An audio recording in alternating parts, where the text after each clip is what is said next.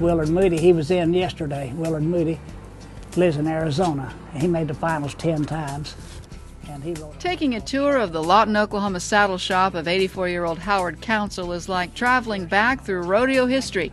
On these walls is the story of a lifetime spent handcrafting saddles for a who's who of champion calf ropers and their mounts. I remember the horses about as well as I remember.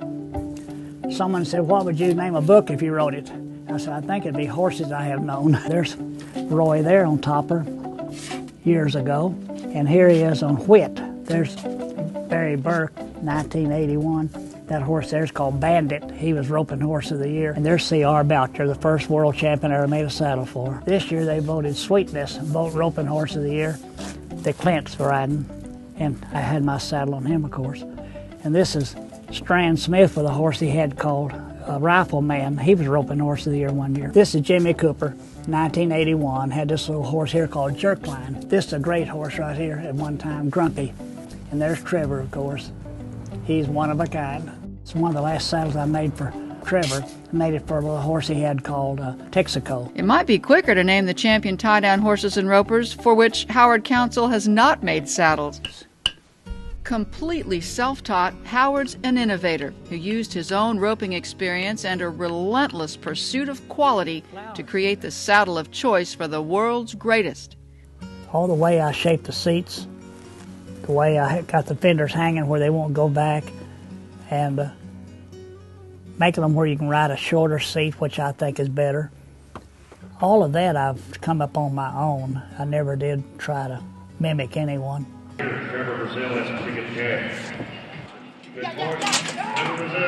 In my mind, he's the best that's ever been, and I'm proud to know that I have a couple of his saddles, because when there's something going wrong with a horse or anything, there's something you can say, well, here's one way to find out if it's a saddle. I'll throw my Howard Council, and if he doesn't work in it, he won't work in anything. So that's how high I am on Howard Council's work and his saddles.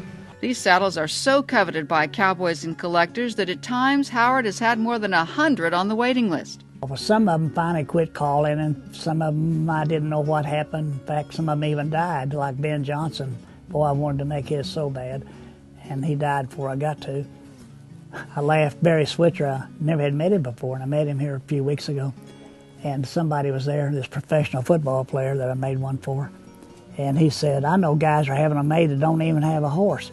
Barry said, you must be a hell of a salesman if you can sell a saddle to somebody who doesn't have a horse. Along the way, Howard has made fans of music legends Garth Brooks and George Strait.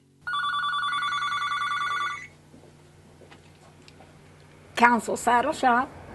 But the star of Howard's life is his wife Genevieve, who handles what he calls the headaches of the business and who never doubted when he gave up a steady paycheck to take a chance making saddles. Instead of being discouraged, she encouraged me. There's 2 or 3 times there I was tempted to go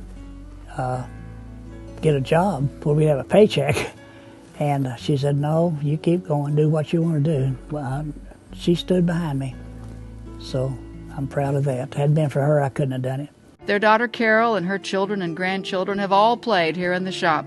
And to make a long story short, as Howard likes to say, it's been a great life, topped off now by the greatest honor he can imagine.